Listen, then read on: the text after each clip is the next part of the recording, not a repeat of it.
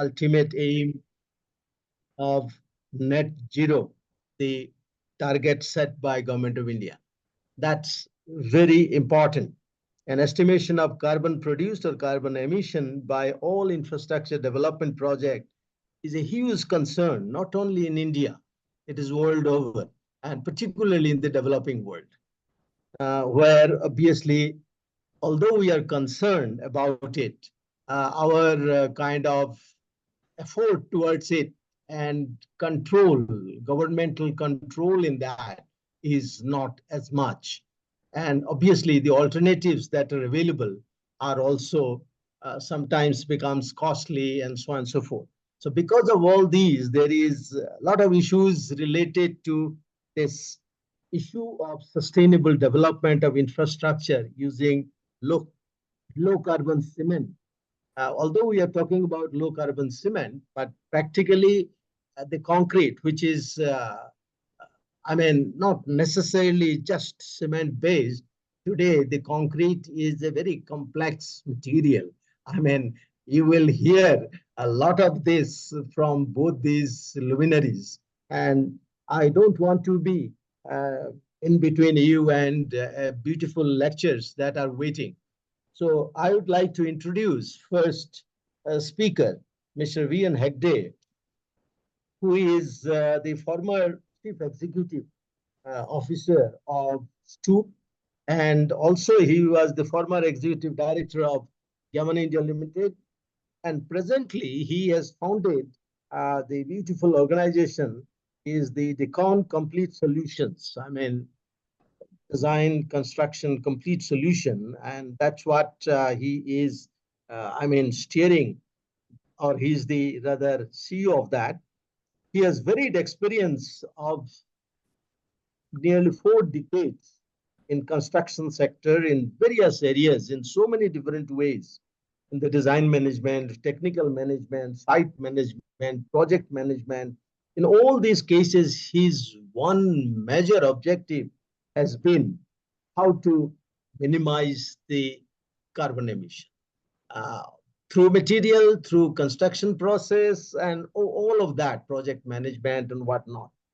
All of that has been a wonderful experience for him throughout, and he has given a lot of good results out of it.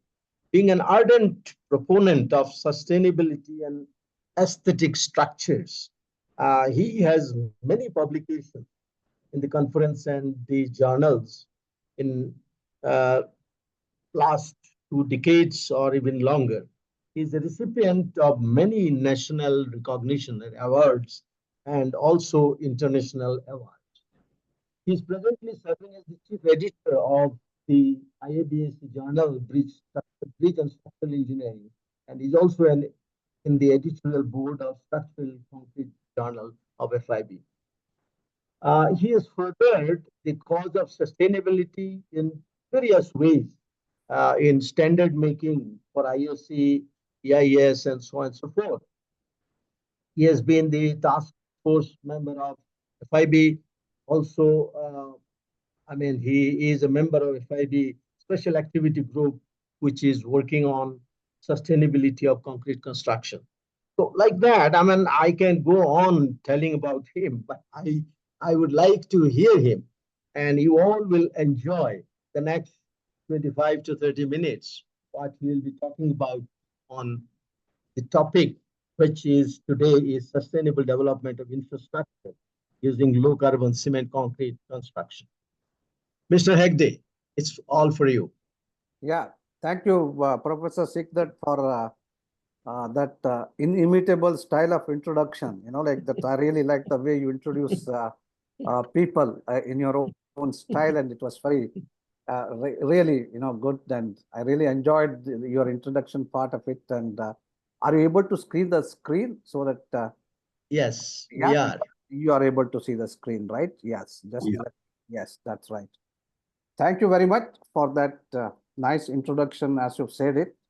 And today's topic, as Professor Sikdar said, it's about the climate emergency, which has been taking all around us.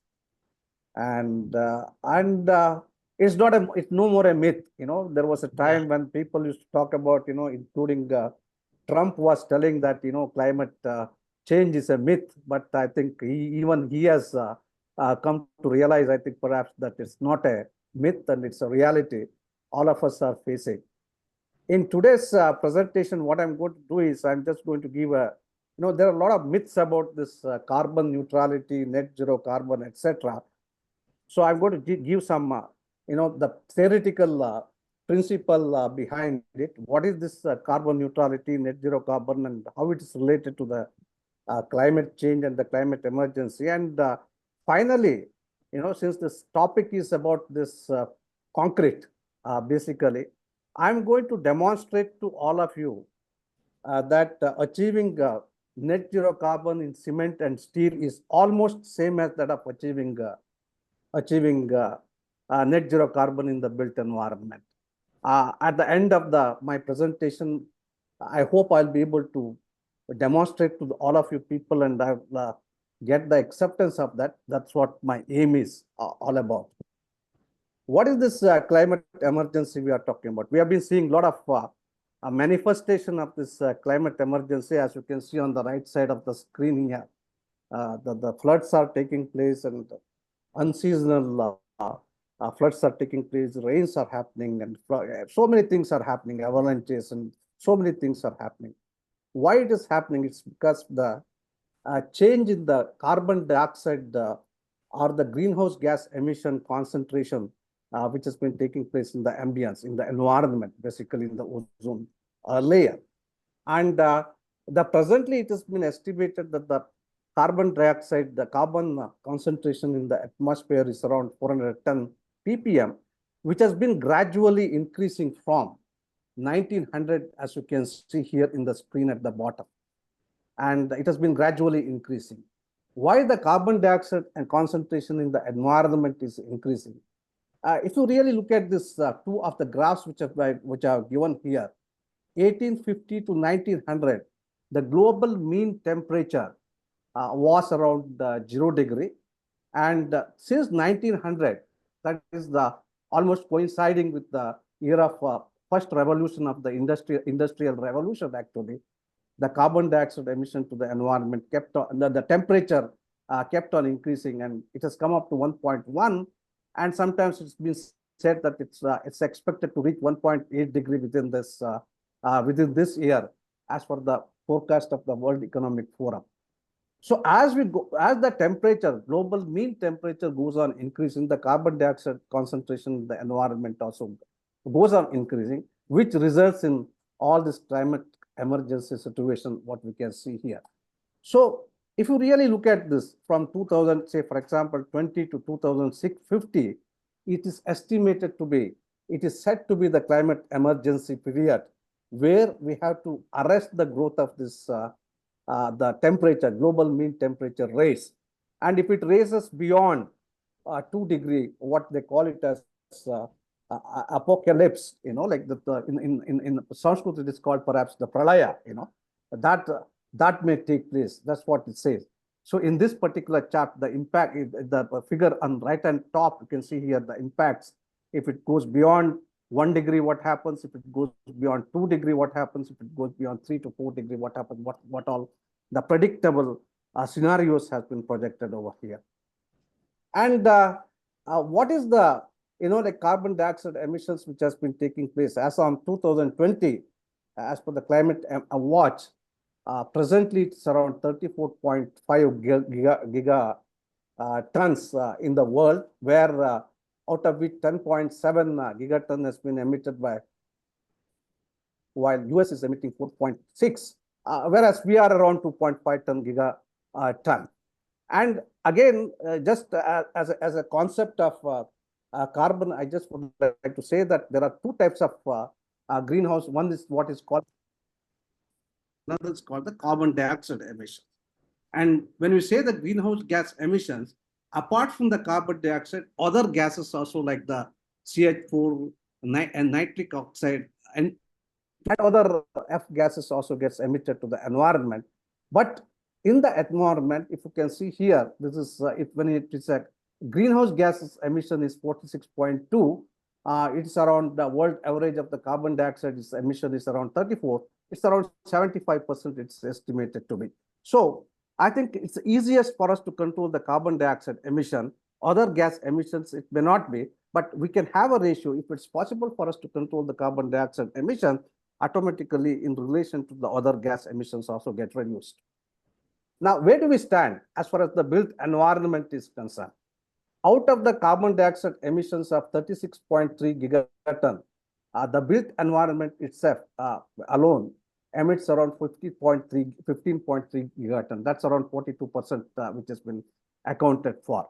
Again, within that, if you take this 42% as 100%, the cement alone emits 2.9 gigaton to the environment, whereas the steel, which is used for the construction, is around 3.64, and also the aluminum is around 1 ton. And if we consider 42% as 100% in the built environment, it is said that the 64% is because of the operational carbon as well as the user carbon, which I come to that, the explanation of that to that later. So what is the user carbon, operational carbon, as well as what they call it as an embodied carbon now? So I've introduced a term called capital carbon over here. When I say the capital carbon, it is the carbon which is associated with the assets. This capital carbon consists of the embodied carbon at the product stage, emissions during transportation of construction, and also it is during the maintenance, refurbishment, strengthening, during the service life, and also during the demolition, dismantling, landfilling, recycling. All this is associated with the assets, capital assets. That's why it's called capital carbon. Embodied carbon is the major part of the capital carbon.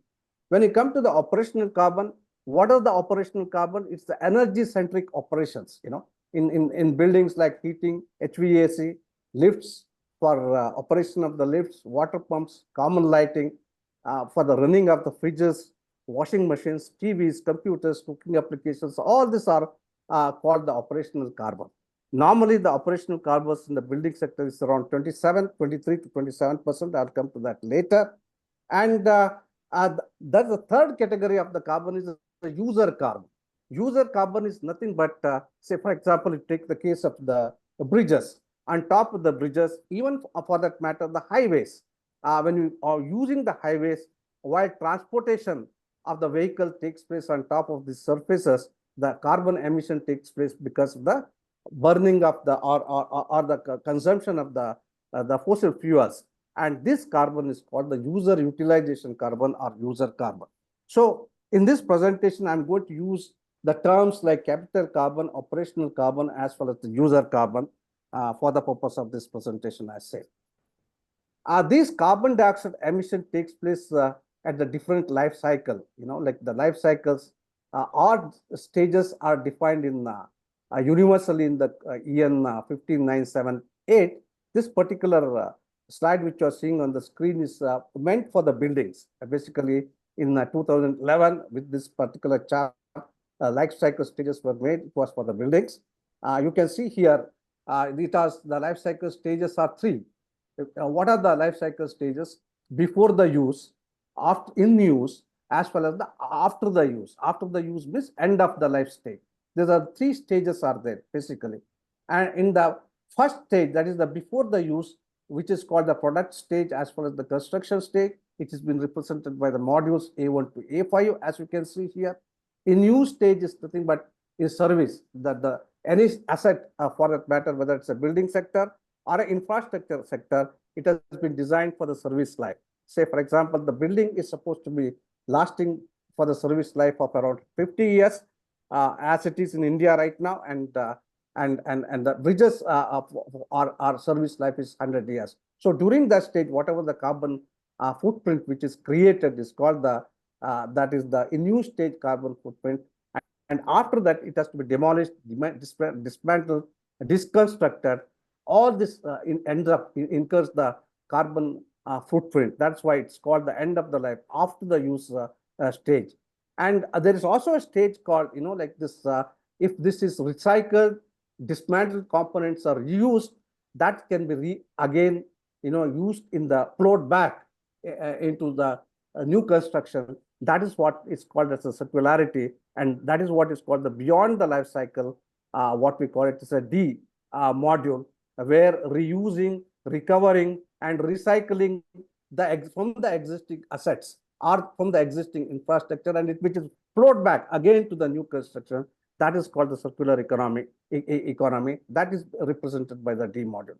And this is also represented by what they call it as a boundary system. You can see here, up to the product stage, it is called the cradle to gate boundary system. If you construction also takes place, it is called the cradle to practical completion boundary system. And up to the end of the life stage, it is called the cradle to grave stage. And again, if the materials are reused, once again, the dismantled components are reused again in the new construction. It is called the cradle to cradle boundary system, as you can see here. The same thing, which is meant for the building sector, the definition of the life cycle stages, which has been defined by the 15978, also is defined for the infrastructure by the PAS 2080 document, as you can see here. In PAS 2080 document, if you really look at it, we have got additional, if you really look at it in the building sector, when 2011 life cycle stages were defined, you don't see the user carbon here. You see only the operational carbon as well as the embedded carbon. As we move on to the 2016, the PAS defines again the life cycle stages, where you have got the additional model, the additional modules. It starts from A0. It's the additional module, preliminary studies, as well as the consultancies, that also incurs some of the carbon dioxide emission to the environment. That is also taken into consideration, especially the infrastructure. It is more, I think that is why A0 module is used.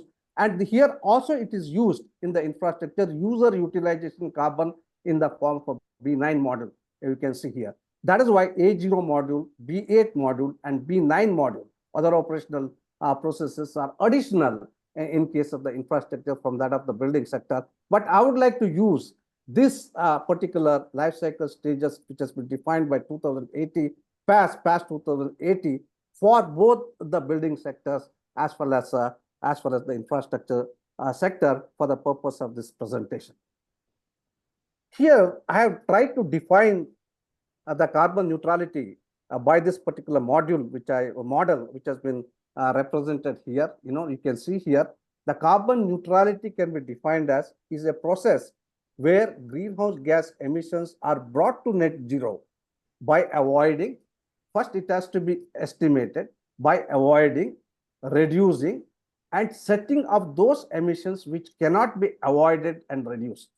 That is how it can be defined through this model which has been provided over here. And this particular model will be explained as a part of my presentation completely for the purpose of, as you can see here. Coming to this, the first step in the model is the estimation of the carbon footprint. You can see here, the carbon footprint has to be estimated at the different stages. And as you can see here, the same thing has been represented in the form of the chart over here. As you can see here, A1 to A3 is the product stage modules, which is the product stage. Then A4 to A5 is represented by the construction. For the bridges, the service life is 100 years. For the building, it's around 50 years. This is the 100-year service life. The maintenance has to take place. Interventions are required in the form of refurbishments, repairs, strengthening, etc. And after that, it has to be demolished. So coming to the carbon estimation, the first step in the years model, as you can see here, the product stage will have to estimate the carbon. How is the carbon estimation during the product stage is done is, basically we will have a carbon factor. Carbon factor, when it is multiplied by the quantity, say for example, you have got a concrete, 1000 cubic meter of the concrete. Per cubic meter of the concrete, what is the carbon factor? That will be established. Or in case of the 10 ton also you can have it.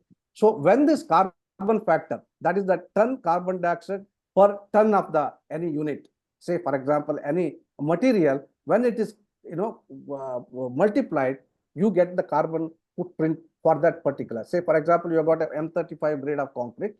Per ton, the carbon factor is 0.131 ton carbon dioxide per ton of the M35 grade of concrete. So you estimate the total M35 grade of concrete in this particular job, whether it's a building job or a infrastructure job, and you multiply that quantity by 0.131, you will be able to get the total carbon footprint calculation. It's as simple as that. The estimation is very simple as that. If you really look at it, Hammond GP and Jones C1, way back in 2008, they have given the embodied carbon factor as well as the embodied energy for the building materials, as you can see here.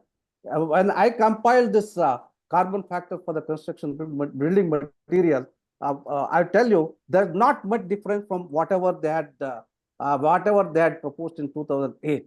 Only the 10 to 15% variation is there, basically. But these carbon factors are a dynamic factor because it goes on changing. As we go on, changing it as the years passes, these carbon factors go on reducing. Logically, it has to reduce so that we can achieve the net zero carbon or the carbon neutrality, as you can see here. Next step is in construction.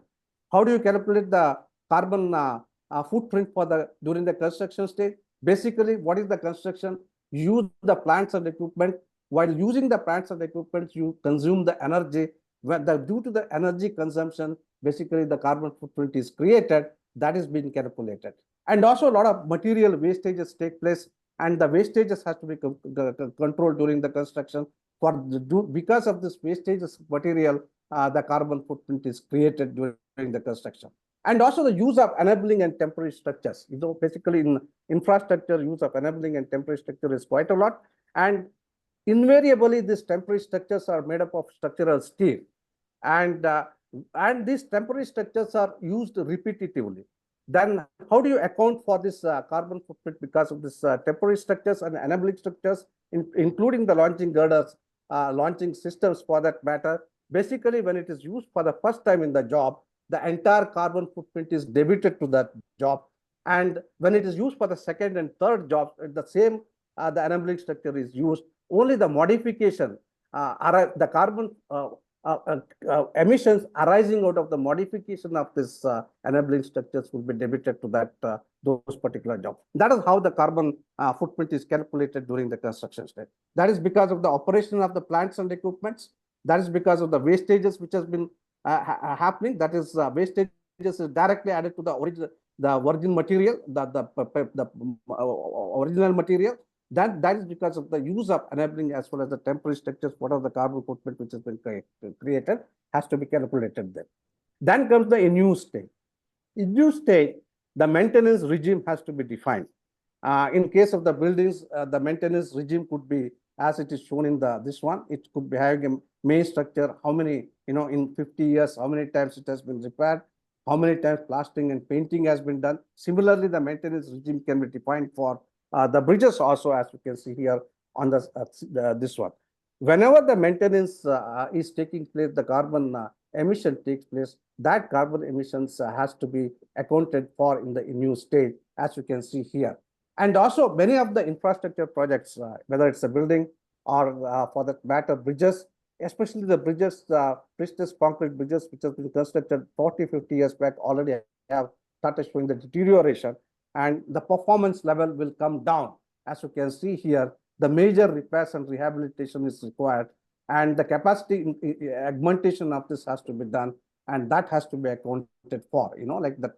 In some places, some cases like MG Setu bridge, the entire superstructure has to be replaced, so that there is an additional spike in the carbon, as you can see here, after 40, 50 years. That's how it is normally calculated. So this is the in-use stage calculation has been done. Then at the end of the life stage, that's a demolition. And how the calculation is done for the demolition is very simple. Emission due to the use of plant, equipment, vehicles for deconstruction, dismantlement, or demolition of the assets. Whenever the plants and equipment used, the energy is consumed. That energy is, if it is out of the fossil fuels, normally the carbon factor for the fossil fuels, if it's a diesel, it's around 2.7 kg, like carbon dioxide emission per liter diesel is consumed. If it's electricity, at the current state of the electricity, 0.197 ton carbon dioxide equivalent is emitted while producing basically the 1 gigajoule of the electricity with the current state of technology. So even during the demolition also, all these things have to be calculated. And that is after the end of the life stage. So what is the status of carbon emission in the built environment in the presently which has been taking place? This is a very, very important slide because the whole presentation of mine is gyrating around or hinging upon this particular slide. So I'd like to take some time in explaining this particular type. So you can see, have a look at here. Basically, if you, on the left-hand top side, you can see here that in the building sector, as per the BS EN and also the IS30 guidelines which has been given, around 50% is because of the material production stage. You know, that's why because of the construction, it is reported to be around 2 to 5% basically. And for the in-use stage, building sector, as I showed you earlier, it's around 43%, you know, including the operational carbon, and around 1% for the demolition stage. It's an average all over the world. When you come to the infrastructure, this infrastructure data is collected by me for the 10 of the bridge projects which was handled during the 2010 to 2019. The product stage, it's around 50%. The construction stage, it varies even from the 4 to 80%, including the transportation A4 for the transportation of the materials. Say, for example, steel has to be brought from the factory to the site. The transportation incurs the carbon dioxide emission that has to be taken into consideration. In new stage, it's around 30 to 60%. Almost around 27 to 30% is because of the user carbon. Whenever the users are using the assets, bridge assets, whatever the carbon dioxide emission is taking place because of the vehicles which are running on that itself is quite high. Demolition is around 1 to 2%. That's how it takes place. The study of the 31 number of buildings, as you can see here, which has around 10 number of official buildings, 10 number of residential buildings, 10 number of 11 number of commercial buildings. The study indicates in case of the building sector, almost around 26.68% is because of the reinforcement which has been used in the buildings. It's because of the cement is around 52.1%. Aggregate is around 0.49. In principle, because of the concrete as well as the steel which has been used in the building is around 80% carbon dioxide emission takes place. While for the walls where the brick is used and the concrete blocks is used, in case of the building around 30%, 13% carbon dioxide emission takes place. Rest is only 7%. I've also studied for the bridges. If you really look at the bridges, the superstructure, it's a pre-stressed concrete bridge for an extra dose bridge, which is a live bridge which is going on. In fact, it is for the Vikramshila bridge, which has been calculated over here. If you really look at it, 24.4% in superstructure, it's because of the concrete, and 71.1% is because of the steel.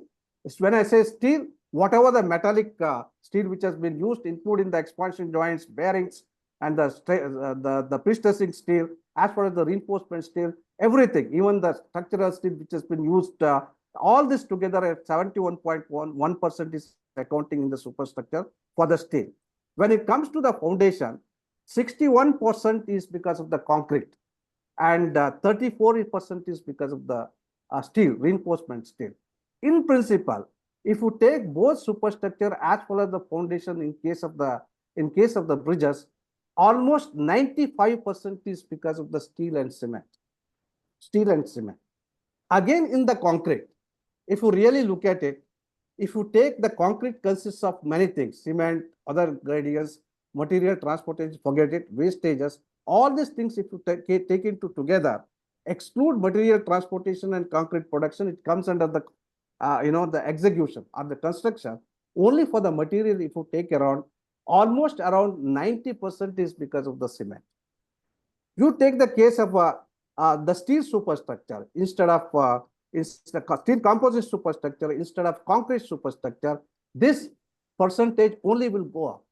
So whether it is a building project or whether it is a bridge project, especially the bridge project, 90% carbon dioxide is emitted because of because of the steel and cement which has been used in the construction. That's what the statistics very clearly shows. Whether it's a bridge project, in case of the buildings, almost around 80% is because of the steel and cement, whereas around 13% is because of the brick wall. Sometimes the concrete blocks are used, and that also around 13 to 14%. So, in principle, in infrastructure, we can say that the 90% of the carbon dioxide is emission because of the construction material called cement and steel. If it is possible for us to achieve this carbon dioxide emission to the net zero in case of the cement and steel, it's almost tantamount. Tantamount is a rather wrong word to use. Almost same as that of achieving the net zero or the carbon neutrality in the built environment in our period. So let us come to the avoidance in the second step in the model, avoidance of the carbon footprint itself. All of us know that it's not possible to completely avoid the structure itself. Infrastructure as well as building is very much necessary for the socio-economic development. So it cannot be avoided. What we can avoid is cement and steel completely in the concrete itself or in the superstructure itself. What we can avoid is non-renewable energy consumption in construction as well as the operation completely by replacing with the renewable. One of the examples is here, you can see here, this is like the ASTO 37-meter girder example which has been there. If you are using the normal OPC cement as well as the metallic reinforcement and the metallic strands, and when it is compared to that of zero cement concrete as well as this FRP reinforcement and the FRP basically the pre-stressing strands, when it is done, 70% of the carbon footprint is reduced. Basically, when you have got a normal girder of 37 meter, it was emitting around, as you can see here, 1.3 ton carbon dioxide per meter cube of concrete, including the steel reinforcements, etc. For a zero cement concrete with the AFRP girder. AFRP in the sense fiber reinforced, aramid fiber reinforced polymer reinforcement as well as the strands which has been used, it comes down to 0.4. So there is a possible to reduce the carbon dioxide emission almost by the 70% by completely avoiding the OPC as well as the metallic reinforcement. Another way is, as I told you, that the completely avoiding the non-renewable energy sources, replacing with the new renewable energy sources, basically, and like that solar, wind, hydel, nuclear, and biomass, etc. Nowadays, green hydrogen is being spoken quite a lot, and a lot of research is being going on. I think green hydrogen is going to be the will come in the big way, in my opinion. So when it's not possible to avoid, the next step in the model is reduction. We have to reduce the, like this, all this cement and steel in the construction itself. How the reduction of the cement and steel can be done? Reduction of OPC content by replacement with the SCMs, reduction by use of alternative steel to the carbon steel, reduction of heat wastages during production of the steel and cement, reduction by waste-based product composition and upgradation of plants, reduction by resilient structures. The in new state, you can see that because of the non-resilient structures, the structures requiring more maintenance as well as the refurbishment and repairs. I think we can go for the resilient structure, reduction by design efficiency, circularity, reduction by wastages during the construction by adopting the lean construction, and also by the policy making. In my opinion, policy making is a very, very important aspect. The global strategies, as per this, the framework, United Nations Framework Convention for Climate Change, that is the UNFCCC, is you have an interesting chart over here. If you really look at it, as per this UNFCCC convention, the whole world is targeting to reduce the carbon factor in the steel from 1.9 ton carbon dioxide per ton production of the steel to 0.11 by 2050, as you can see here in the paces for the steel. Similarly, for the cement, on an average, which is around 0.6 ton carbon dioxide emission per ton production of the steel in the world. By 2050, it is expected to bring it down to the 0.03. How it is possible? Imagine 0.5 to 0.03, 1.9 to 0.11. That means around almost 95% of the reduction in the carbon factors of the steel as well as the cement. And that is what the target of United Nations Framework Convention for the Climate Change. And this is a target. How it is possible? It is possible by reducing the carbon content by the product upgradation, as well as by the reformulation of the composition of the steel, as well as the product reformulations. Basically, that has to be done. And the product upgradation has to be done. And presently, in India, what I understand is, though I think Ultratech Dr. Ramchandra is here, he may say that it's around 0.75 ton carbon dioxide per ton production of the cement, which is taking place. On an average, we can take around 0.8 ton carbon dioxide for the production of the steel. It's I'm talking about the general steel, including the structural steel, reinforcement steel, all this together. Around, if you take an average, it's around 2.5 ton carbon dioxide equivalent per ton production of the steel. That is there. And I don't think it is possible for us to bring it down to 0.03 and 0.11 by 2050. That's a hard task, but I think we'll have to, what is practical, we'll have to see. I'm going to propose some practical solution to that at the end of my presentation. So we'll have to basically work on product reformulations and the upgradation of the plant. And that is what is expected, and that is what has been proposed by UNFCCC, as you can see here. Now, in my opinion, policy making is a very, very, very important aspect in bringing down the carbon, achieving the net zero carbon or carbon neutrality. Basically, I have just given a responsibility matrix for the construction supply chain of various stakeholders.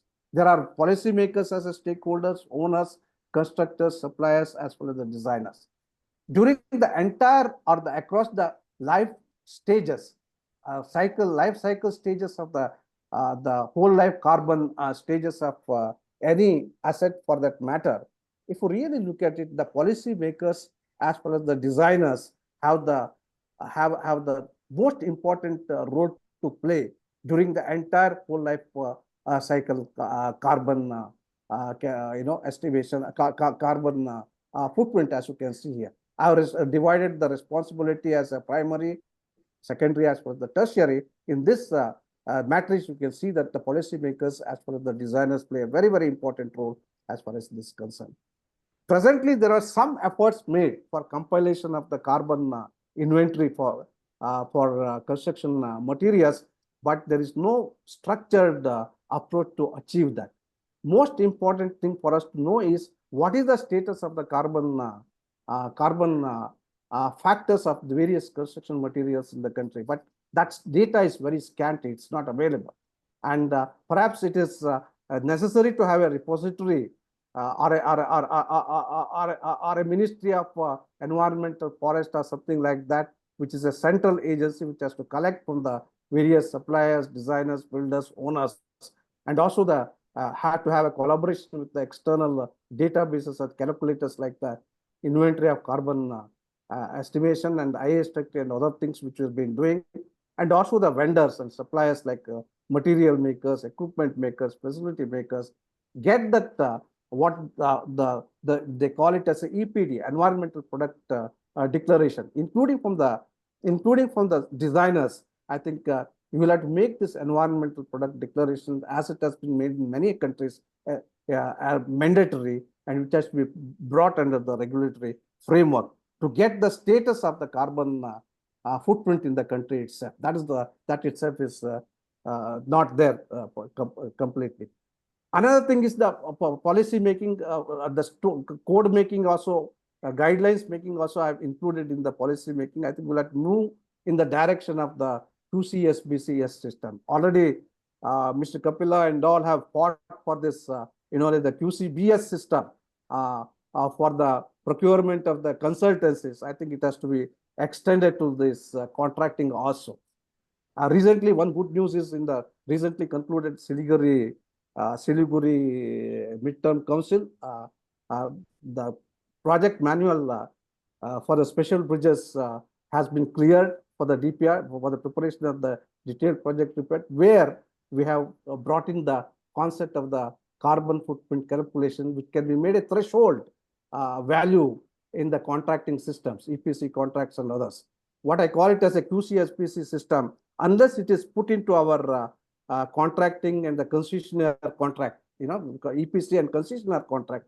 What I say when I say quality, cost, sustainability based system, you have to give the weightage to quality, weightage to cost, as well as the sustainability. And the sustainability index, that is the threshold limits of the carbon for any structure, has to become a primary, that has to be given a priority over here if you have to achieve the carbon neutrality. Unless policy making, insists for the carbon neutrality and net zero carbon, it is not going to be. Standard codes and making, I think there are a lot of issues in the code making. We have to orient our course towards the sustainability, review of safety factor to make structure less carbon emitted, rationalization of the over specification of the design loads, moving over to the performance-based design, bringing out a guideline for extending the life of bridges and other structure. There is some sort of an idiosyncrasy among all of our code makers, including myself. I'm also the part of the code making committees, where we say that the factor of safety has to be inbuilt into the structure to take care of the construction deficiency. One has to understand no construction deficiency at the site can be taken care of by the factor of safety. There's no point increasing the factor of safety, saying by increasing the factor of safety, you're going to increase the mass of the structure itself. That means the quantity of the concrete as well as the steel itself. That is not sustainability oriented. That we have to remember. And also in highways, I see in the dry lean concrete as well as the cement concrete pavement, PQC, we restrict the use of the mineral admixtures to only 20% fly ash. We are not permitting more than 20%, 20% of the fly ash. I think there should not be any restriction. Using of the more and more mineral admixtures has to be adopted. There are some codal specifications like, vicinity. The foundations shall not be less than those of the existing structures. I think all of us are engineers. Though there are some codal specifications like that, this is a bridge, which is the new bridge which is being constructed to the existing bridge, which is around 80 meters away from the existing bridge, as you can see here. And one of the conditions, one of the codal clauses was quoted over here and said that whatever the founding depth which was there for the existing bridge, the founding depth for the other bridge also has to be the same. What are the implications of that? If you really look at it, this also was insisted upon. It has to be taken down. There were around 24 number of well foundations, and these 24 number of well foundations had to be taken 10 meter additional, though it was satisfying all the requirement of the design. Only because there is a clause of the vicinity in the code, it was insisted upon, it has to be taken down. The contractor went to this arbitration. He won the arbitration, but the construction was done with the additional 10 meter depth of the well foundation. What is the result? The additional the energy consumption of 70,355 gigajoule and the additional carbon dioxide emission of 5533 ton carbon dioxide. So I think all of us are engineers. There could be the interpretation of the codes also has to be done properly. There could be mistakes in the code. Thank God, I think this particular clause has been corrected in the latest IRC code. Another thing in case of the IRS codes, again, like the IRS doesn't allow any mineral admixtures in the concrete at all. The 14 meter well foundations are done. The well cap is almost around 4 meter depth, 14 meter dia, and the well staining thickness is also quite a lot. These are all mass concreting. If you do the concrete mixed design only with the OPC, it is bound to have the heat of hydration and it is bound to crack. I think this sort of restriction on not allowing the mineral admixtures in the code also has to be really looked into. So there's and again, we are not encouraging this external pre-stressing with the dry joints. If the external pre-stressing with the dry joints is allowed, all the epoxy glues application is not required. This structure can be dismantled and reused after the service life again, once again in the new structure, so that the input credit can be given for the carbon footprint calculation. So it has to be allowed and it has to be encouraged more and more. And anyway, we have been seeing a lot of collapses which has been taking place because of improper application of the epoxy glue. Then avoid the epoxy glue completely. Go for the dry joint with the external pre-stressing rather than the internally bonded pre-stressing cables with the epoxy glue. That not only takes additional time of 1 year for a 10 kilometer of elevated viaduct, but also it may happen. It may fail. Another example of the policy making. Now, all of us are very gung-ho about this, rightly so, like the 24-kilometer of the MTHL which has come out, now, why we cannot do it a multimodal transportation system? Now, after some time, metro will come and rail will come, and again, another 24-kilometer bridges will be done. In China, even in Bougainville, you can see here, we have got a multimodal transportation on the same foundation as well as the substructure. It will reduce the carbon emission, carbon footprint drastically. And it's not necessary to have another bridge parallel to that. So I think it is because of the improper, perhaps, the coordination between the different departments. And I think there has to be some sort of a bent up mind of sustainability among the policymakers, in my view, also to reduce this one.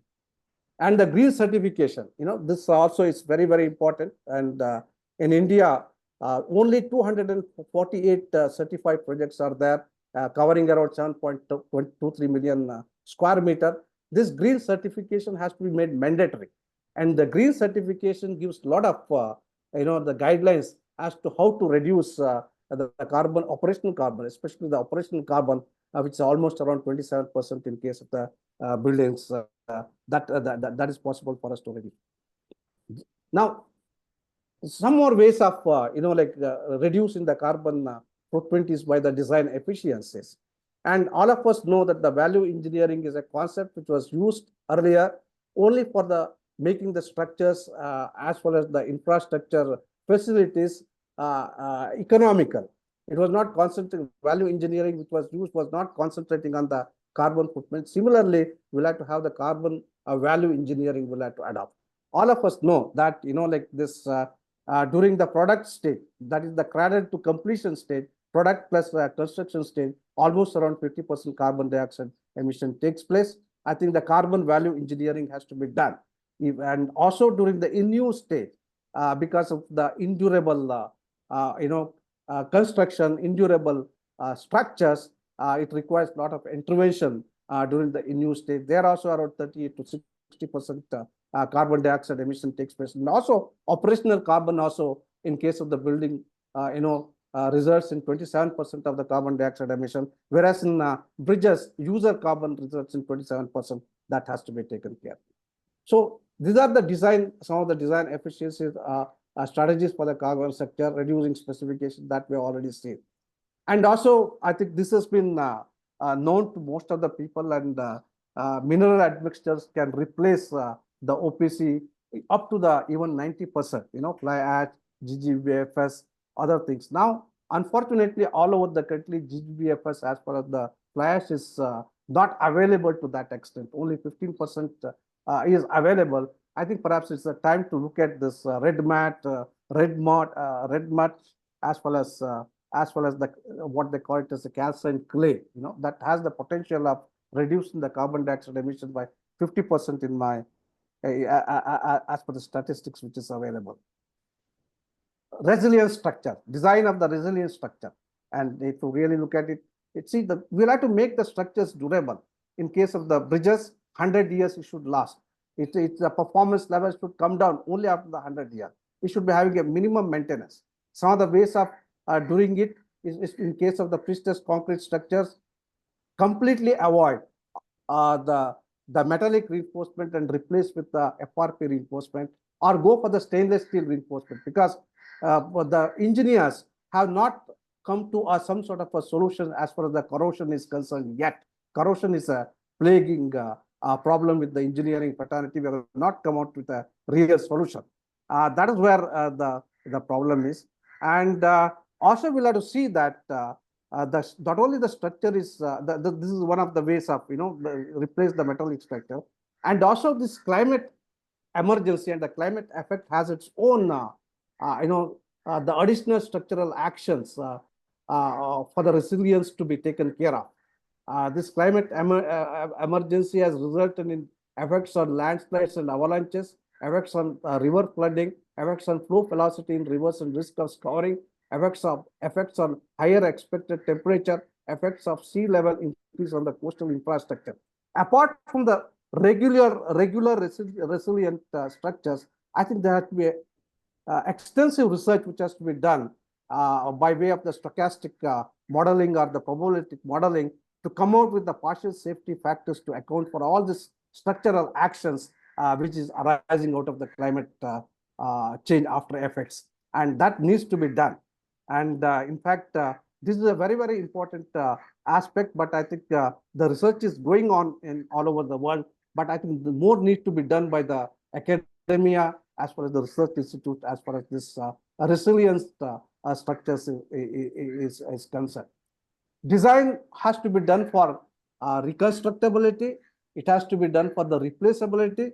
Classical example is, though it is not intended at the design stage, making use of the same foundation when the structure was not working, like that the superstructure was replaced with the steel superstructure. If this steel is a recycled steel, imagine the carbon content would be reduced to a large extent because the carbon factor of the recycled steel is only 0.47 ton carbon dioxide by ton of steel, whereas for the original steel, non-recycled steel is almost around 2.5 to 2.8 ton carbon dioxide per ton of the steel. So I think this has to be designed. This has to be decided at the design stage itself. Replaceability, expandability, scalability, all these things, it has to be designed for all these things, basically at the design stage itself, so that the structure's life can be prolonged. That has to be done.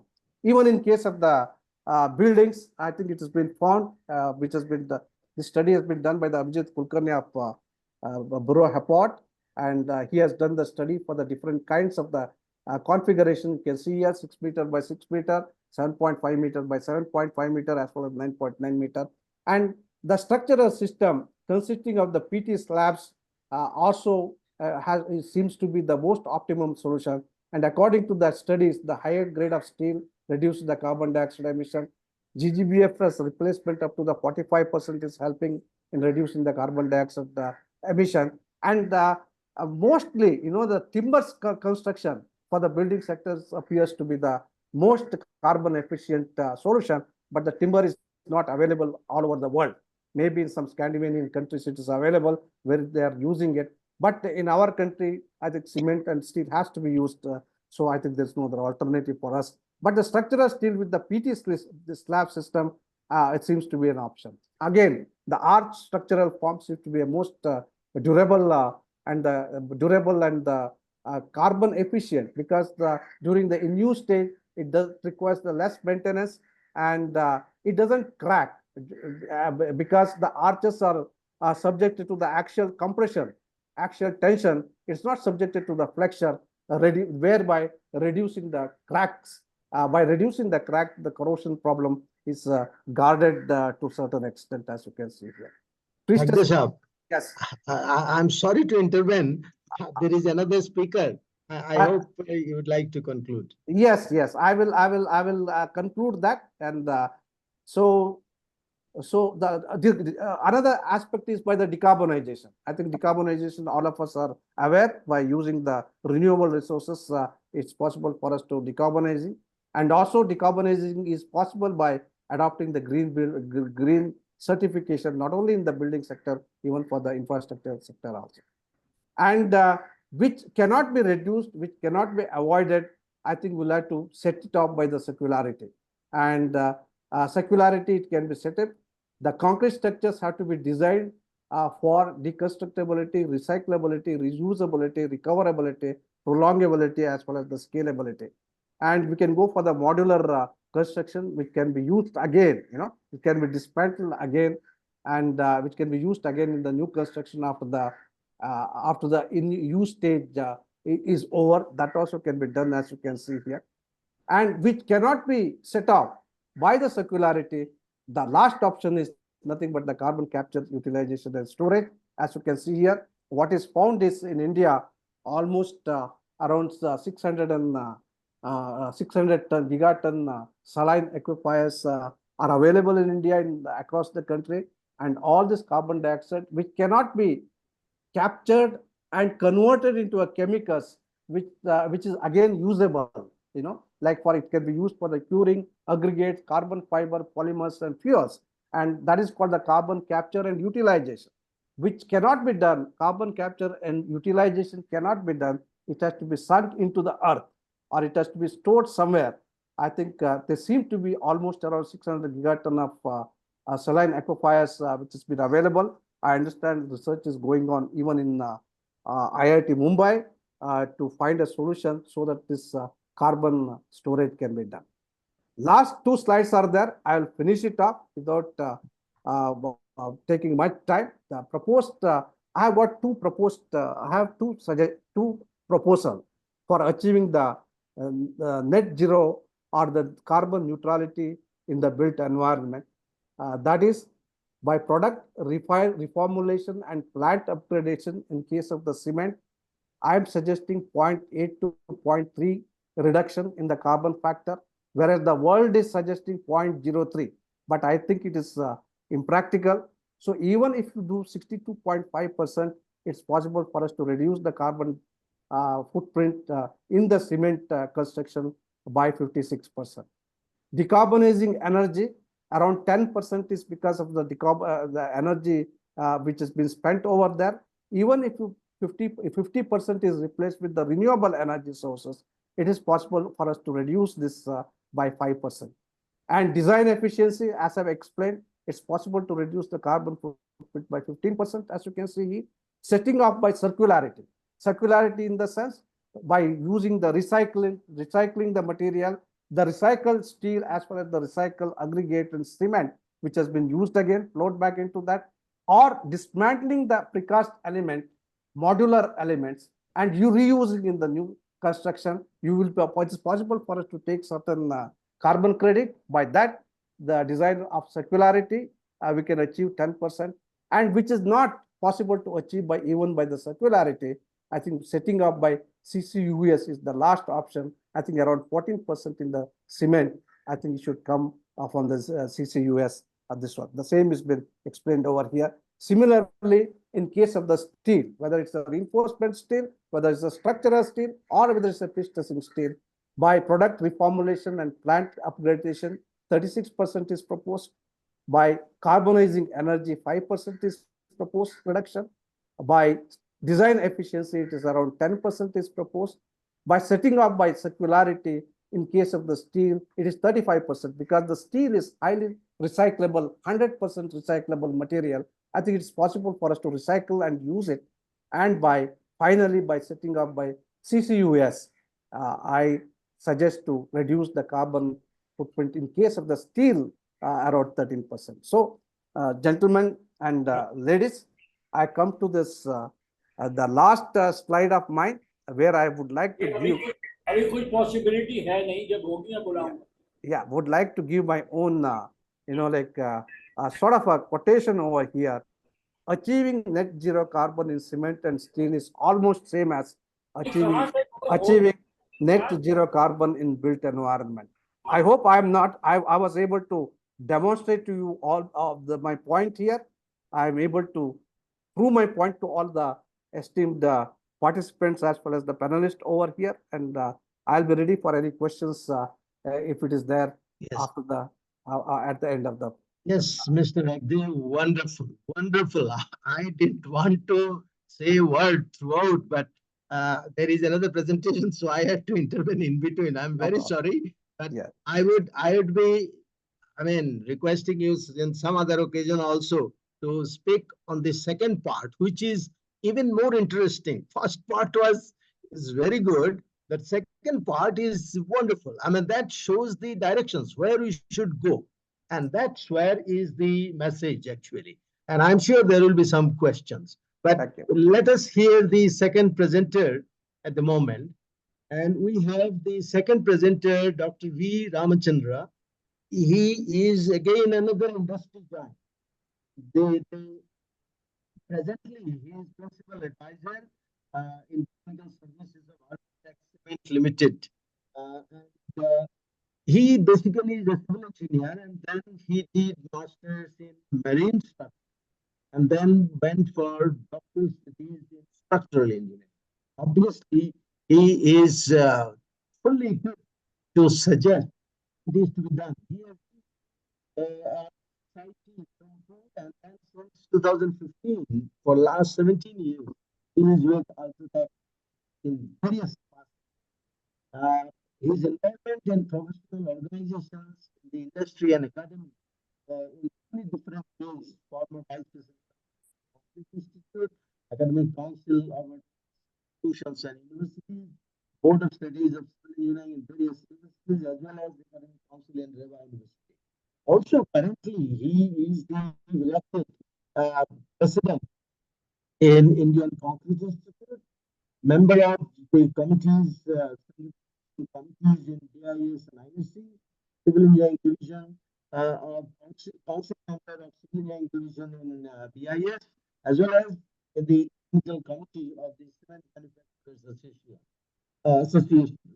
Here, Dr. Ramachandra, and I don't suggest that about 20-25 minutes. I mean, if we do not have much time to have the question and answer, but that I would like to sacrifice. But I would like to hear the two speakers fully as much as possible. Please go ahead, Dr. Ramachandra. Yeah, very, very good evening to all of you, the panelists as well as the audience. I am sure I'm audible as well as my slide is visible. Yes, you are. Yeah, okay. So it was very nice to listen to Mr. V.N. Hegde. And yes, in my time, I would like to focus on what are the opportunities and challenges that are there for the entire construction industry moving towards this net zero targets. Some basics, very quickly, some basics. Approximately, the cement consumed in the world is about 4,500 million tons. And cement-based building products are roughly about 30,000 million tons. Now, we all know that India is the second largest cement producing country. Now, if you look at this breakup of cement-based materials, concrete without metals or reinforcement comes to about 14,000 million tons, and steel reinforced concrete comes to about 6,000 million tons, and all other things like bricks, blocks, renderings, etc., that would come to about 10,000 million tons. Now, this gives an idea as to how the years that are coming by, the consumption of materials would go up.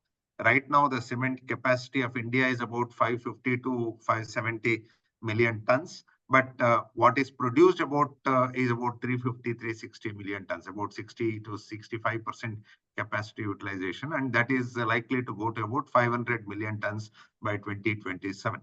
Similarly, cement-based products also would go up, structural concrete would go up, and RCC also would go up in the coming days.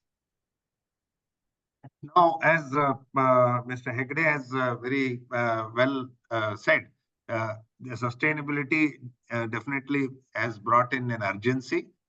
We cannot postpone the actions related to this.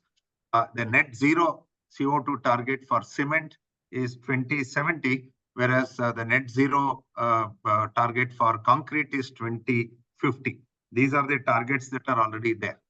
Now, apart from this, the industries of concrete and cement, they are quite serious in their targets, because now investors are now started questioning.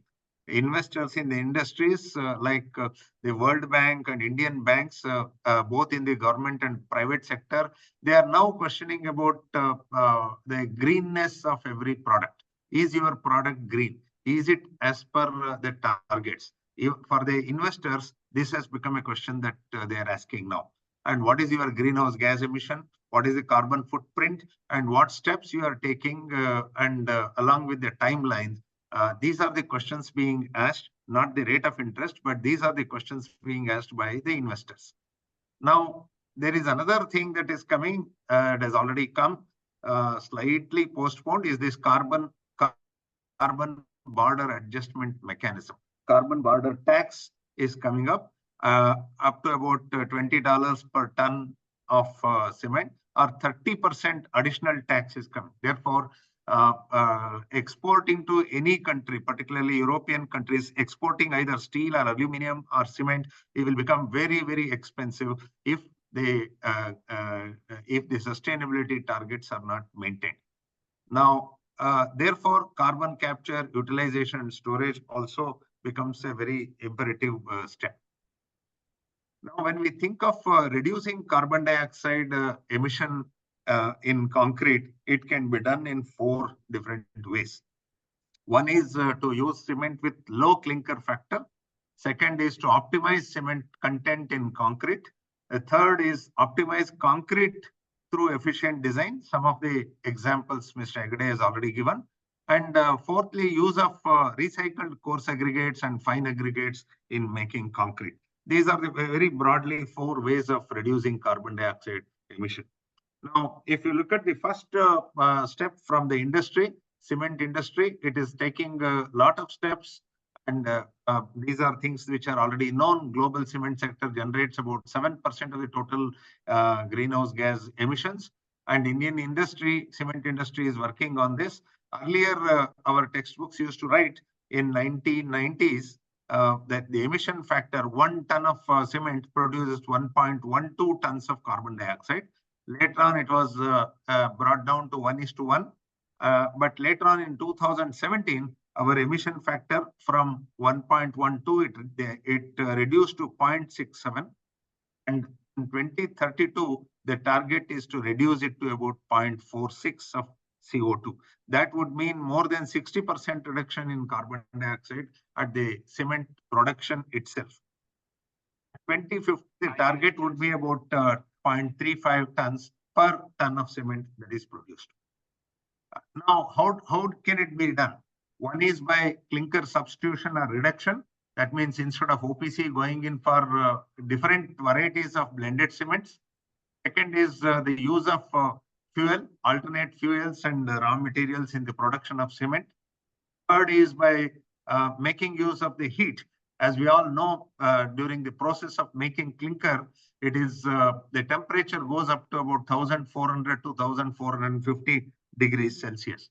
Therefore, from that temperature, when the clinker is cooled down to the room temperature, there is so much of heat that can be stored or recovered. That is what is called as waste heat recovery. Now, the waste heat recovery and the processes in cement plants have come to such an extent that that heat is sufficient enough to heat the initial clinker making process up to about 550 to 600 degrees. You don't have to spend fuel for that. It can be met with this waste heat recovery.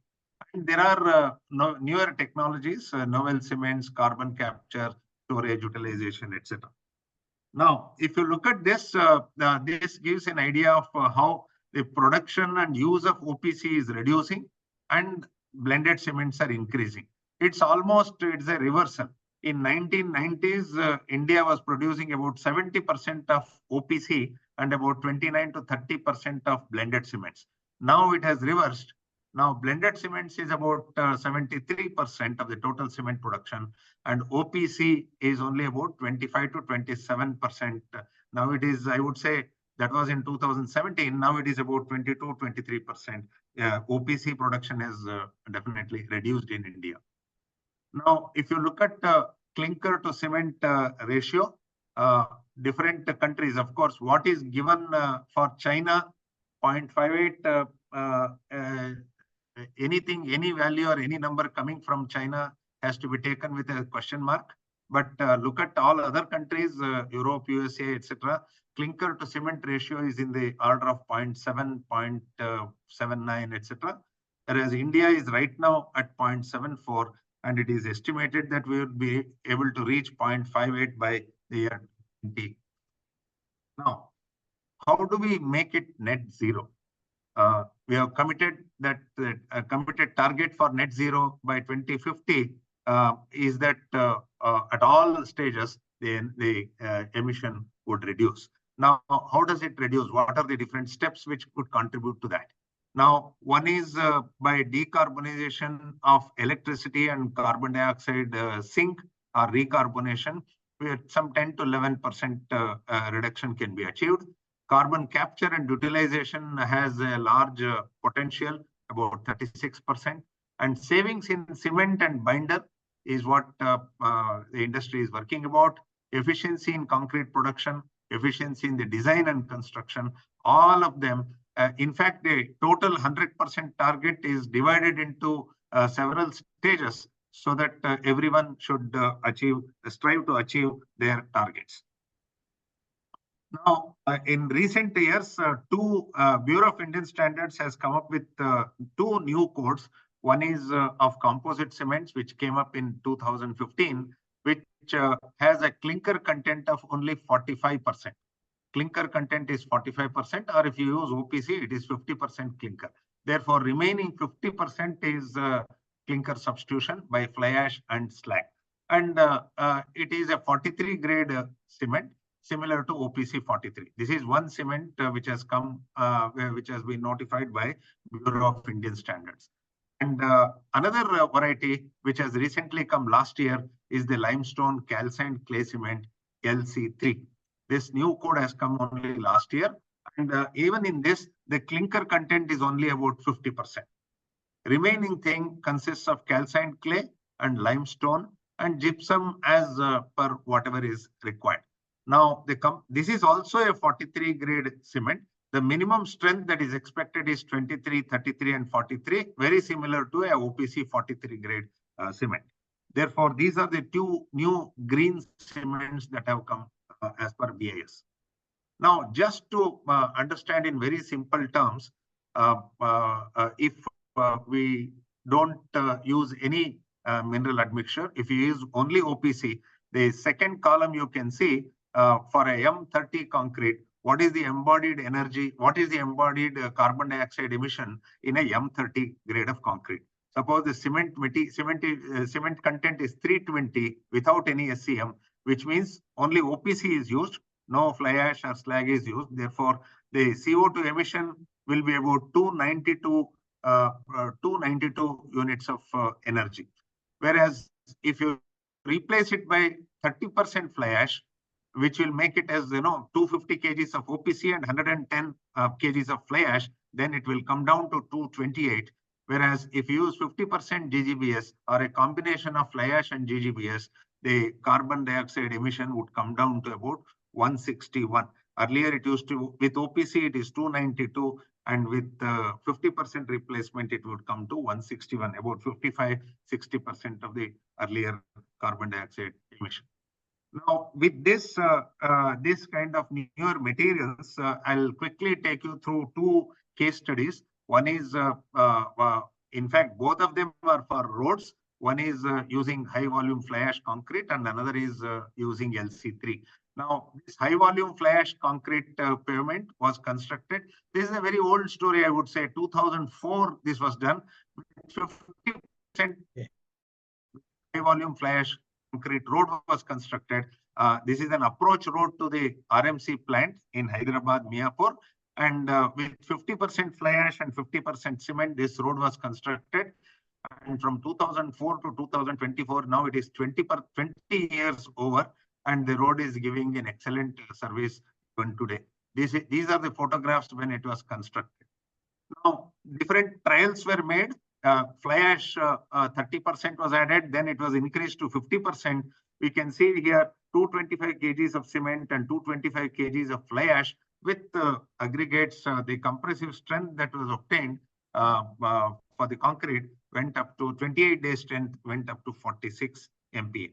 And the admixture at that time was SNF based admixture that was used.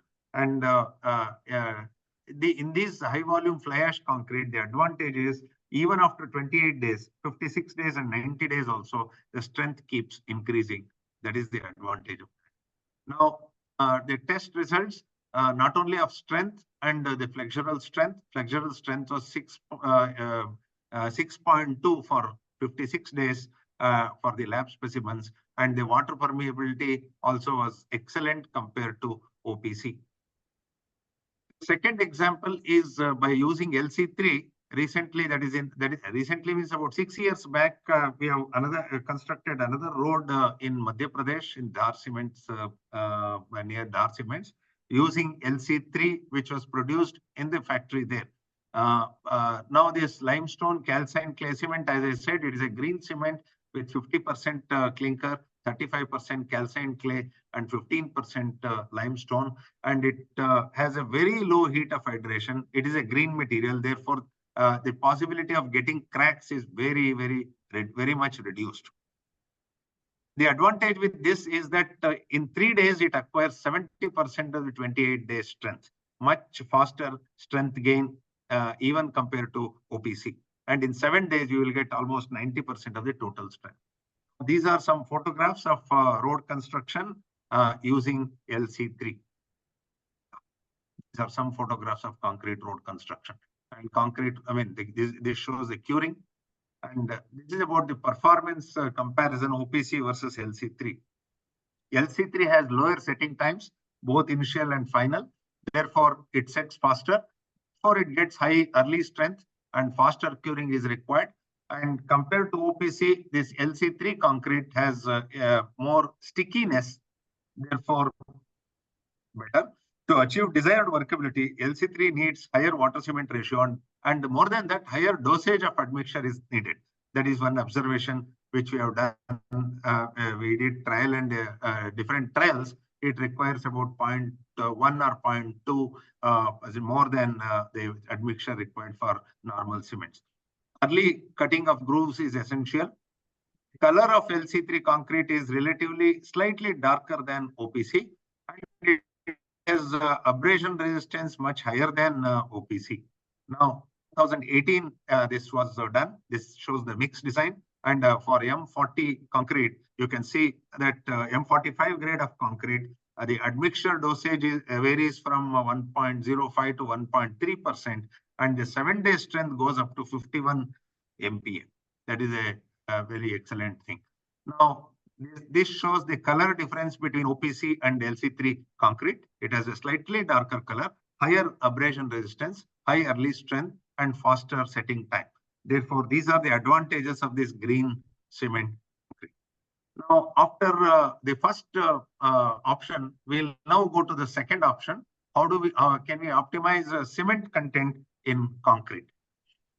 Now, the approach for mixed design, the present approach is, if I can quickly make that point, the 3 parameters. One is the cement content. Second is the lower water cementitious material ratio. Third is supplementary cementitious materials and more of fines. These are increased to get higher grade of concrete. For example, if you want to make a normal concrete, the cement content would be about 350 kg per meter cube.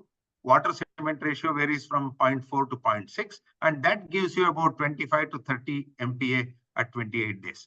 Now, you increase the cement content to 450 and add maybe silica fume, reduce water cement ratio, you can go up to 60 MPa in 28 days. Whereas if you still want to go ahead to ultra high performance concrete, cement content you increase from 450 to 650, silica fume and other selected fines with water cement ratio coming down further will yield 200 MPa of concrete. Therefore, what we are seeing here is our normal approach, the present approach is to increase the cement content, reduce the water cement ratio, and add supplementary cementitious materials so that the strength goes on increasing. But the question remains, does this approach take care of the space filling characteristics of the hydrates? That question would remain. Now, what is the optimum solution, optimum cement for better concrete? In the earlier examples that I mentioned, cement content went on increasing. Can we relook at the entire thing? In fresh concrete, we should look at particle size distribution, particle dispersion, particle packing, and the rheology of concrete. these are the things that we should look at in fresh concrete. Whereas in hardened concrete, we need to look at the gel space ratio, the binder intensity, particle packing density, and at what age the strength that we get, age, strength optimization. Therefore, this looks at, this goes beyond our normal calculations on cement content, water cement ratio, etc. The rheology of concrete also comes into play. Now, the third parameter is to use recycled coarse and fine aggregates. A lot of work has been going on. I would just highlight one or two examples of that in view of the time limits today. Use of alternatives to aggregates. We can make definitely green concrete pavements. Taken examples from roads. Bottom ash is one such alternative. We have bottom ash coming from thermal power stations. A lot of experiments have been done on this. Normally, a typical 1000 watt power station consumes about 12,000 tons of coal per day, and it produces 4,200 tons of ash per day, out of which 20% of that, nearly 400 to 500 tons per day, is the production of bottom ash. Now, normal fly ash is used in cement by cement industries and in the construction sites, etc. But the bottom ash is not being used. Therefore, lot of bottom ash is collected. 35 to 40 million tons of bottom ash is being collected every year. Now, this bottom ash we can think of as a replacement of sand in concrete that can be definitely used. The physical properties of natural sand and bottom ash we have listed here. Specific gravity is much lesser. Bulk density is lesser. Fineness modulus is also less. And water absorption is slightly more, significantly more. These are the experiments that were done by Dr. A.K. Malik long back in 2014. But what he said was that about 20% of bottom ash. See, you can see two black lines here. That gives the range, and within that range, upper and lower limits of range, about 20% of bottom ash you can definitely make use of without any problem. It can go to 30% also, but 20% can be used. That was a study in 2014. Now, with this cement content and sand and bottom ash replacement, the compressive strength still remained quite good. 50-55 MPa strength we can definitely get. Structural concrete can be made between 55 to 65 MPa can be obtained. Very recently, experiments have been done by Mr. Bongirwar and his team, and in some of this, Ultratech was also involved. And it was shown that bottom ash in concrete up to 50% it was used, and it was shown that even the cost reduces. By this, cost reduces at least 500 rupees per cubic meter. It would reduce, and there will be a fairly good strength and durability of concrete that we can obtain by this. Now, this trial stretch was done in an area near Chandrapur, near Nagpur, Chandrapur area. Self-compacting concrete was made, and using a fixed form paver, the road was laid, and this performance is being studied. Therefore, using 50% bottom ash, this road was constructed, and it is giving an excellent performance. This is a typical self-compacting concrete. Maybe you can say, looking at the style of his standing, Mr. Bongirwar also is at this site. Now, use of recycled aggregates is definitely a good substitute for natural aggregates. Bottom ash can be used as sand replacement, and recycled aggregates, processed recycled aggregates can be used as a replacement for natural aggregates. Now, these are the possibilities of using recycled aggregates. Therefore, the carbon footprint gets reduced. And the fourth and the last variety is to optimize concrete through efficient mix design. In fact, Mr. Hegde has given some examples already. Now, particular to roads, there are several alternatives on which even the normal concrete road usage, we can achieve energy efficiency. There are innovative pavement designs. One is, as we all know, white topping is one such composite pavement that is possible. Instead of going in for 250 to 280 or even 300 millimeter thickness, the thickness of white topping will be normally 125 to 150 millimeters. Therefore, definitely reduction in thickness would contribute to this. Use of fiber reinforced concrete. Definitely addition of fibers will try to improve the flexural strength of concrete. Therefore, adding fibers, you can definitely make advantageous use of concrete. And this two-lift concrete pavement, IRC has come up with a code with two-lift concrete pavements. The construction can be optimized. Roller compacted concrete is another area, and precast concrete. Just as Mr. Hegde showed precast buildings, precast concrete roads are also coming up quite well in the country. Already in 4 places, started from Nagpur and Amravati and Bangalore, and 4 or 5 places, precast concrete road has been constructed. Even there, going in for precast concrete roads, even a new road, the thickness can come down from 300 to about 200 millimeters. Okay, interlocking concrete paver blocks is another option that is there already. And self-filled concrete for rural roads. And now the new code, very new code that of IRC, which is coming up, is on short paneled concrete roads. Now, adopting the principle of white topping is an overlay. If we adopt the same principle of white topping even to the new concrete roads, the thickness would optimize, and therefore you can achieve energy efficiency as well as efficiency in terms of greenhouse gas emission. Now, high performance concrete specifications and performance requirement, just 1 or 2 examples. Now in this case, this is the case of World Trade Center. The superstructure is World Trade Center, which consists of 40 floors, and M80 to M95 MPa concrete has been used in the lower floors up to 44 floors. Upper floors 60 to 70 MPa mix is used. But please note, the strength of concrete is measured at 56 days, not 28 days. Therefore, the advantage is that it was possible to make that high strength of concrete with just 230 to 240 kgs of cement per meter cube of concrete. Otherwise, if we go by our normal design, we would probably go beyond 400 to 450, even beyond 450 kgs also we would go up.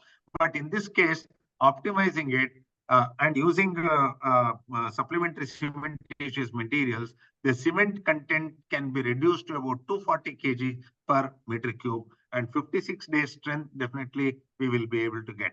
The performance requirement in this was that the slump flow should be 600 to 710 mm, that is self-compacting concrete.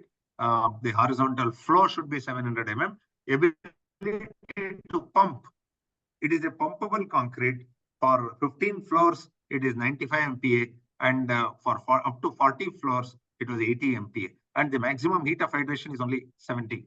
Therefore, this is a high performance concrete and of high strength also, but with very low cement content. And therefore, definitely this can be called as a green concrete. Now, in the construction of roads, this slip form paving helps us in making concretes much more greener. Performance requirement in this case is that the shape would be retained. Therefore, it is a very low slump concrete. Theoretically, we say it is zero slump concrete, but practically it will have a slump of about 15 to 20 millimeters. And how do we achieve this?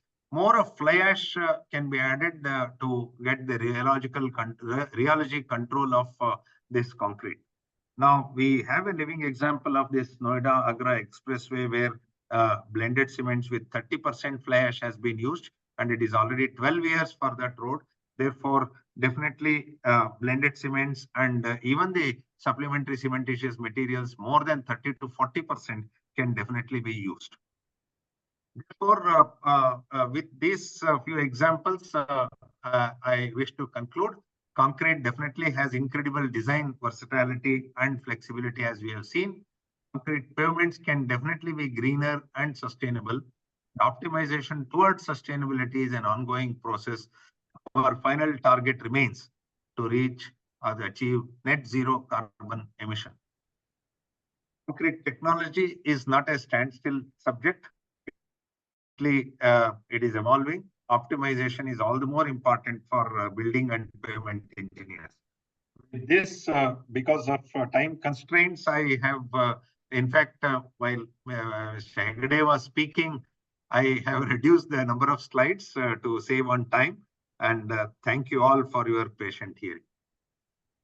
Thank you, Dr. Chandra. Wonderful presentation again. Another very detailed with some very interesting examples where you have demonstrated or shown that yes, we can save the carbon footprint in terms of selection of materials, selection of design, and the various admixtures that are used. I mean, these two presentations have been wonderful today, and we are really benefited, and all these attendees must have benefited. The only thing is that we have run out of time, but still, I'm very much interested to give a chance. I mean, to at least one questions to each of these presenters. Now, those who want to ask questions, can you put it in the Q&A quickly? Then we can ask. In the meantime, I would simply rather briefly in one or two sentences summarize each of these, and these questions will come in a minute, and then we'll request the speakers to answer. Now, obviously, Mr. Hegde started with climate emergency, and it's really emergency. It's not a myth anymore. I mean, we see the problems of climate every day due to these gas emissions and other gases, of course. He described a model where he says that to estimate it correctly, avoid cement and concrete construction. Yeah, Professor Sikdar, you'll have to look at the microphone because when you turn that side, your voice is not heard. Okay, all right. Well, am I audible now? Yes. Okay, all right. So he suggested to avoid using GFRP and so on and so forth, many others. And of course, steel is one important. He mentioned the alternative there as well. Also, there is reduce issue, the third aspect he covered, and then he said set off.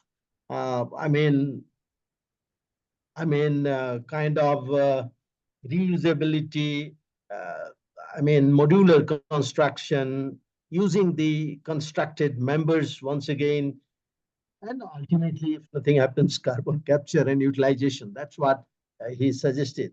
So all these gave a lot of interesting ideas. And at the end, he gave us example how we should do it through policymakers and designers. He made them responsible actually to do a very, I mean, positive way of handling this net zero mission. While Dr. Ramachandra mentioned very clearly the way the concept about the cement producing 1 ton cement, 1.2 ton carbon, those things have changed. It has improved a lot. And now it is, I mean, in the next 20, 25 years, probably it will see a drastic change, maybe 1/4 of what we used to read in our book. So that's how it is. And he gave two very, very interesting examples of road projects where he has shown that this Hyderabad projects as well as the other LC3 cement project in MP, both of them have shown the way actually the carbon emissions that can be reduced. And he compared, I mean, actually in their Ultratech projects, showing Bangirwar experimenting things and so on and so forth. And ultimately, he showed high performance concrete with a high-rise building as well.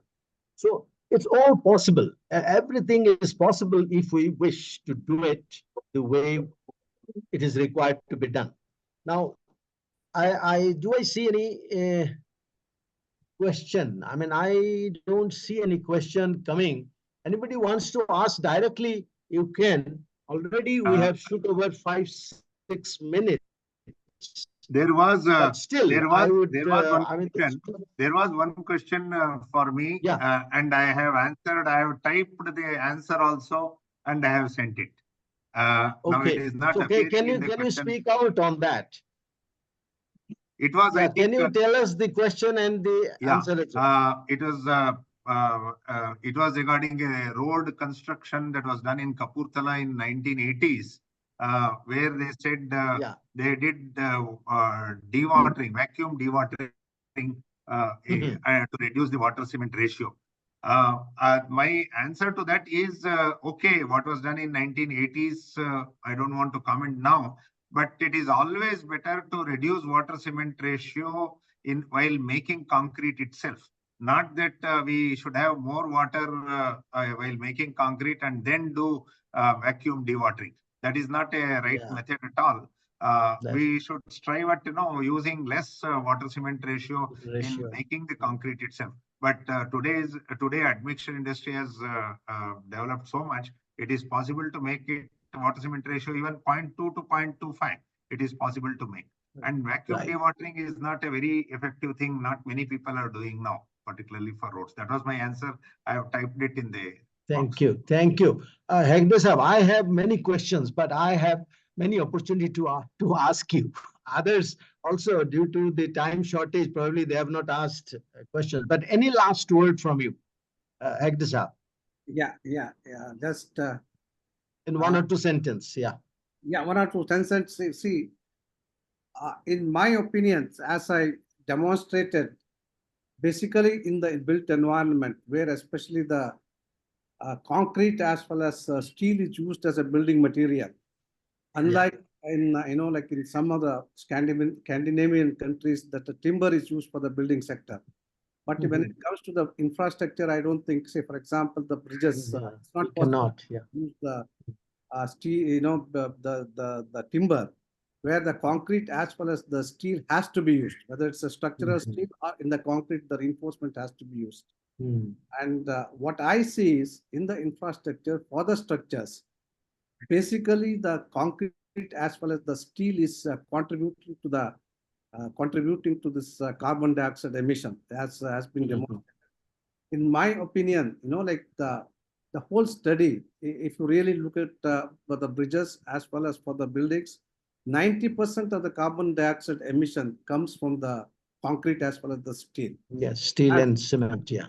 As Dr. Ramchandra said, in terms of the aggregates, like that aggregates, it's only around that comes in the 5 to 10%. So our emphasis should be on the reduction of the carbon factor in the cement and the steel itself by the product reformulations. What Dr. Ramchandra spoke about in the cement, I think you can go for the composite cements and reduce this carbon factor from 0.8. He's saying around 0.67, but on an average in India, it may not be 0.67. Maybe the Ultratech is doing it around. I went through this EPD, the environmental product declaration of the Ultratech. It's showing right now it's around 0.75. Might have come down, but I think it's very important for us to emphasize on the reduction in the carbon factors in the cement and steel itself. Unless we do it, it's very difficult to achieve the carbon neutrality and the net zero carbon as we have been talking about. The most emphasis should be that. As far as the structural steel is concerned, if you are using the structural steel, the carbon factor for the general steel is around 2.8 ton carbon dioxide emission per ton of steel. It varies from pre-stressing reinforcement steel as well as the structural steel. It's on an average. You can take it around 2.5 to 2.8. I think the steel is a highly recyclable material. If carbon factor comes down from 2.5 to 0.47, if you are using the recycled steel, you have to use the recycled steel to the maximum to the level. As far as the cement is concerned, I think already they are talking about 0.35 to bring it down from 0.7 to 0.35. In my my presentation also, I've said that even if it is brought down to 0.3, it is possible for us to reduce the carbon footprint to a large extent. The way to go about it, basically to reduce the carbon factors as in the cement, as well as the steel, completely, that is one way of doing it. Yeah. Another area where That's right. the carbon footprint is quite high is the in-use stage. In-use stage, basically especially the infrastructure projects. When I say the infrastructure projects, I'm talking about the bridges because I'm in the bridge industry, basically. So basically in use stage, we'll have to make sure that the minimum intervention is required during its service life. Because in the use stage, the operational carbon as well as for the user carbon in case of the bridges is quite high. 25 to 30% is coming. That the operational carbon is not in the hands of the construction industry, construction sector. Yes. The energy, it is in the hands of the energy sector. Similarly, for the cement and steel also, if you really look at it, it's not in the hands of we engineers, construction engineers. It's in the hands of the manufacturers of the manufacturers. of the steel. So the whole emphasis should be to reduce that. And also, Professor Sikdar Saab, I think unless the policy making takes a decision, and all these things comes into the contracts formulation, RF, That's right. by the threshold to the structures in some or the other way, whatever we talk about, unless it becomes some sort of it comes under the regulatory framework, whether it is a contract or otherwise, I think it's very difficult for us to achieve. I think it's very important for us to bring all this aspect into your contracts. Basically, not only it's possible for us to achieve this carbon neutrality, in my opinion. Yeah, as you say, environmental declaration is required for everything that is produced and goes into the infrastructure sector. Also, as you say, that QCBS has been there, no doubt. It should be QCSBS, so that sustainability is built into it in the QCBS itself.